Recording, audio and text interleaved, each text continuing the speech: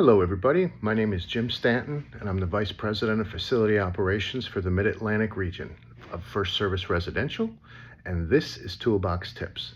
Today I'm going to revisit a subject I've already spoken about in a Toolbox Tips because I did a manager's meeting recently and there were a lot of questions about the subject, which is NFPA 70B, which is the new regulation that makes it mandatory for your switchgear to be infrared scanned and maintained every year.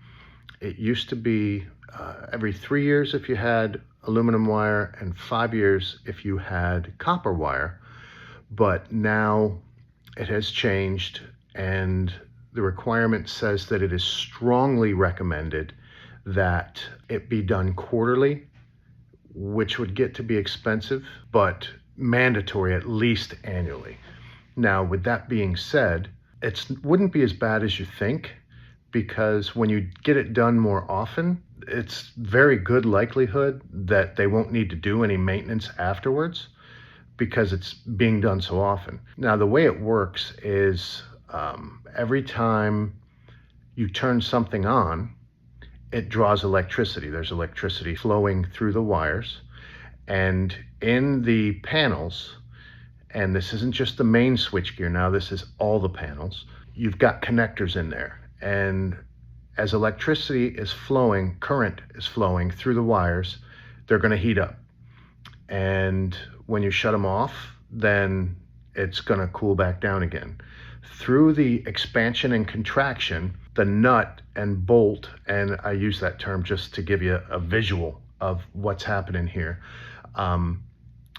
that hold the two wires together, that gives the electricity a path to flow, that will loosen over the expansion and contraction, and till eventually you're left with what's called an arc, and that'll be a spark jumping from the source over to this wire going to the pump or whatever it is that we're talking about here.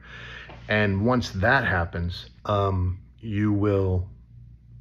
likelihood of having a fire increases a lot. And that's bad for so many reasons. Just to give you an example, we had a unit or a building that happened to. They had 2 fires in one night. First of all, it destroyed a Tesla. So the fire department thought that they found the problem and left. And then about 2 hours later, they had another fire from the same thing. And it was originated in the panel. They had not had the infrared scanning done for a long time. And because of that, the insurance adjuster found out that they hadn't had it done.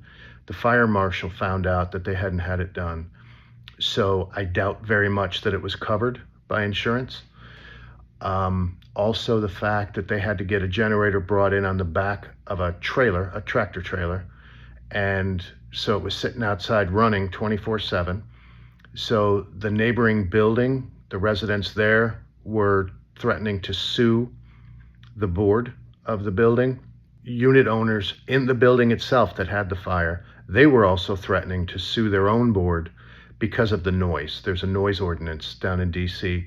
So those are just a couple of the reasons why you really don't want to deal with that. Also, if it is your main switchgear, it's going to be a while for you to get new switchgear. They don't have a stockpile of them. It's not an off-the-shelf kind of thing. They're custom made. So you're going to be spending a lot of time without your own electric. So you're going to be paying for the rental of the generator. You're going to be paying for the fuel for the generator. You're going to be threatened, I'm sure, with lawsuits. And I wanted to touch base a little more on what should be tested during an infrared scanning.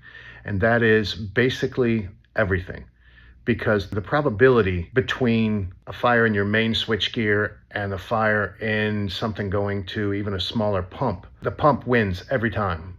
Because the more often it's turned on and turned off, you're going to have that arcing happen there long before it will on the main switchgear, because the main switchgear doesn't really get turned off much. Keep in mind that going in, the electrician that's doing it does not know what's going to need work and what's not. So for them to give you a price beforehand on fixing it, it's just a shot in the dark. You don't know what it's going to be. So a good rule of thumb is to do T&M, time and materials. So the longer it takes them, or the more they find, the more they'll bill you. And once you start doing it every year, you're probably going to run into times when you don't need maintenance at all. Just the scanning will suffice. So in that case, you're not paying at all for the maintenance.